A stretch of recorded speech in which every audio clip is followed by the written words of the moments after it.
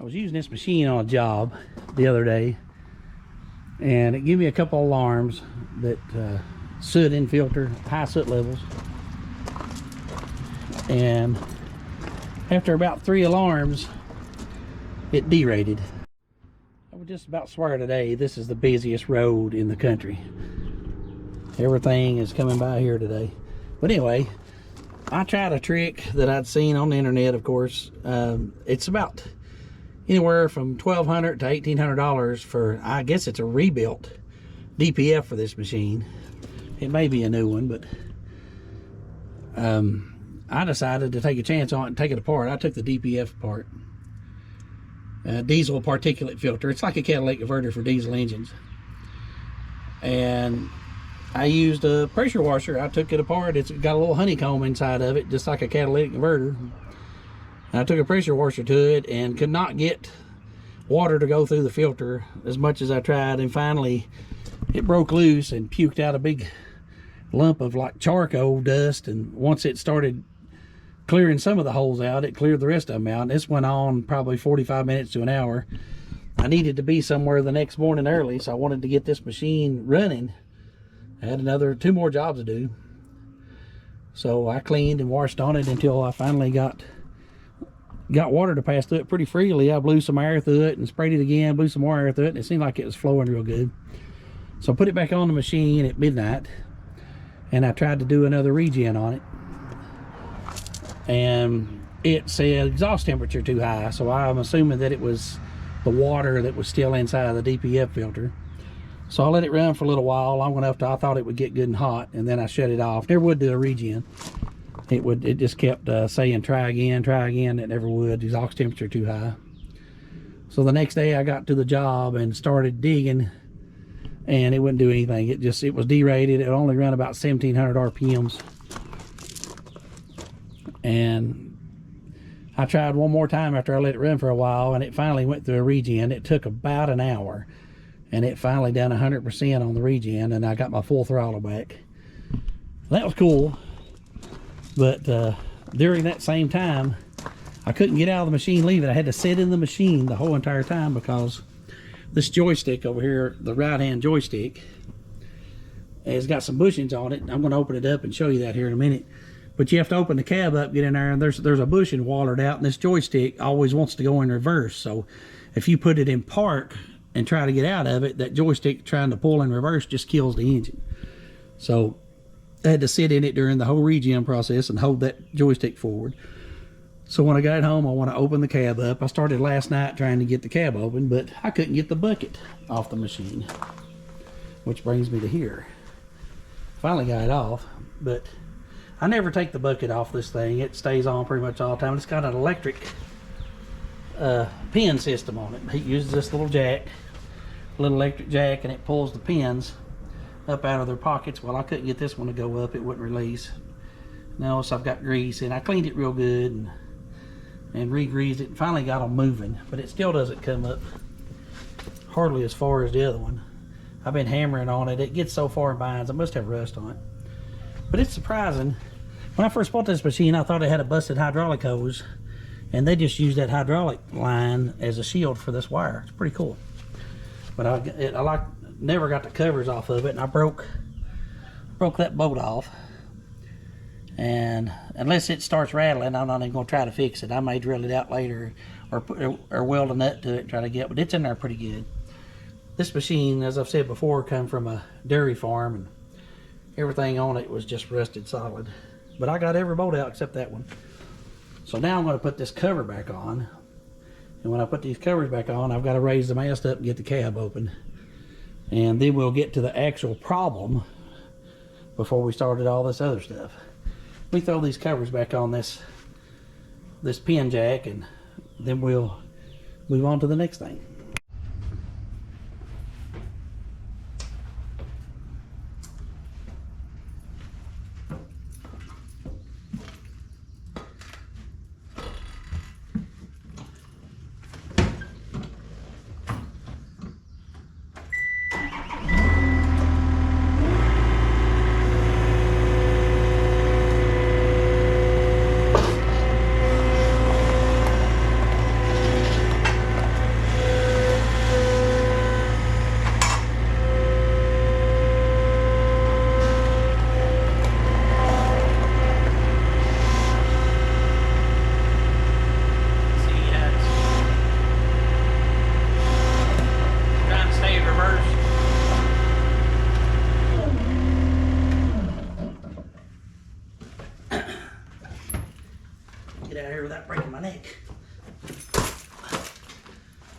get this top up on this thing.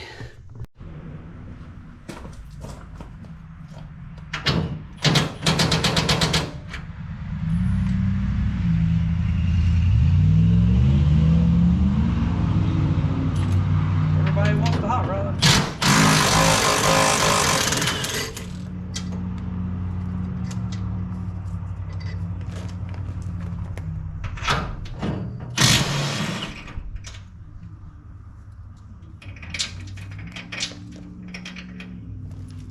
See that camera, they get on it.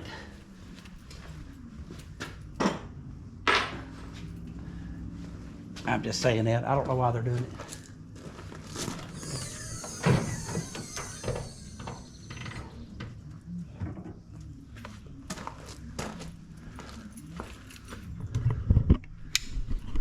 Now, it's hard to tell because of course the back screen on my GoPro was black screen.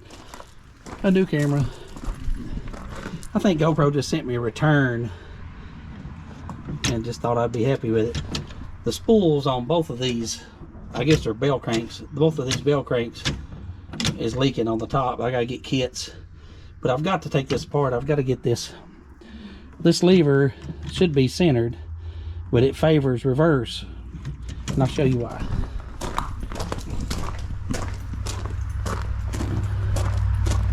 It's hard to see right down there. Let me get a light. You see, oh, gee, the whole bushing's gone now. I run this bolt in right here to try to center it more, and now the whole entire bushing's gone. So it looks like a little roller skate wheel. I'm going to take this top of this bell crank off and see if there's something I can do to put in there to fix that. It's right there. There should be a roller on there. See these rollers? Looks like a skate wheel. Should be a roller bearing on there. There's nothing on that. It's gone. I'll have to find it. Okay, here's where we're at.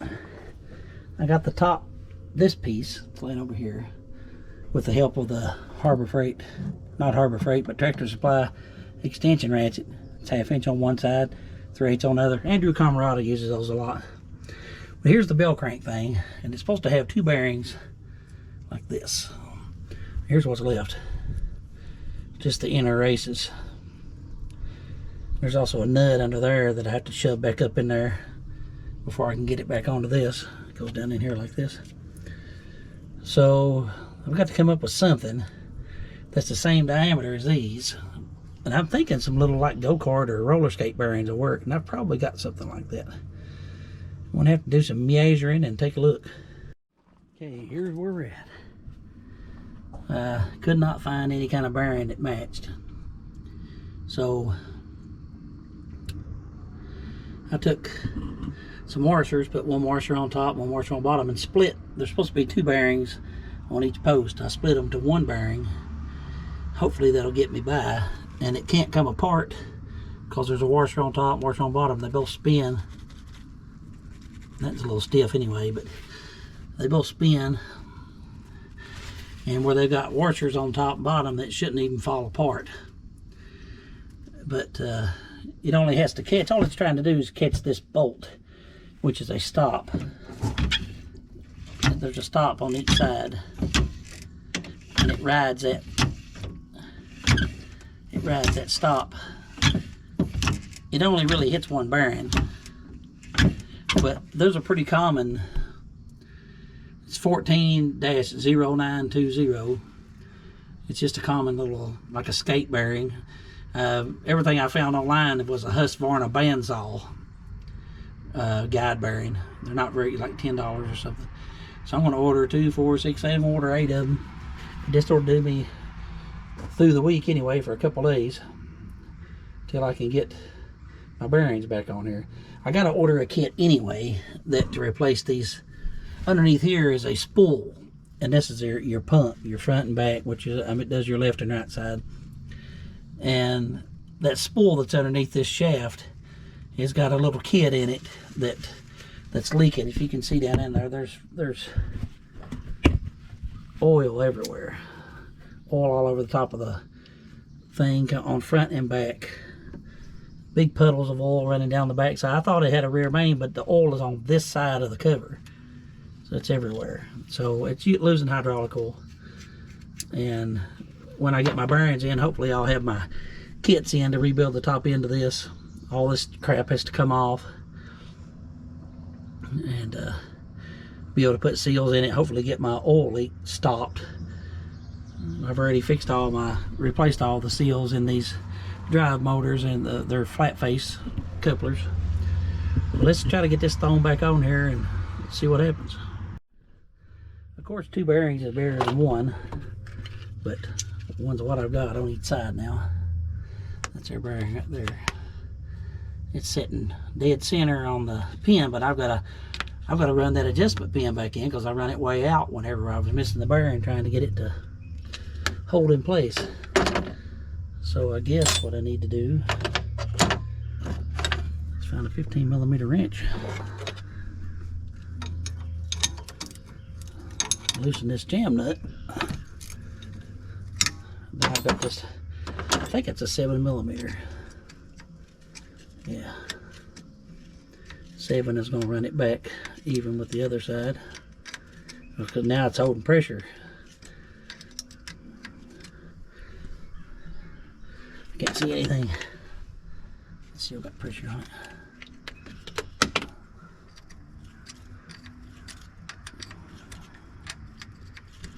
We want this thing to be in neutral instead of driving all the time. Go back a little more.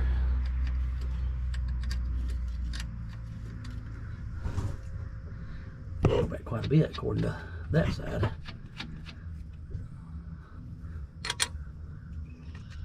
That's about even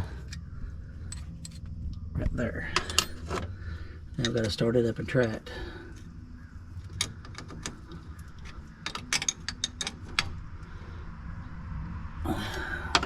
And all these are just little pads in there that the bearing catches. Still got pressure on it. The other side doesn't have pressure. So the only thing I can do now is start it and see where it is. I don't know how long those single bearings are going to hold up. Hopefully they'll last a week till I can get some parts in.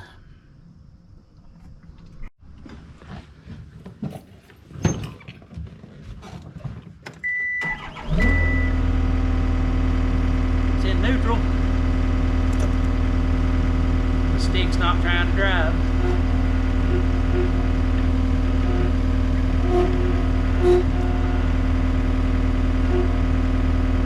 Staying in neutral.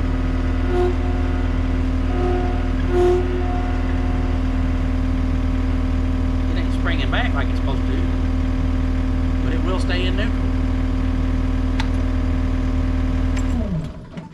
Well, there you have it. That's a fast and sleazy fix. It's just temporary though.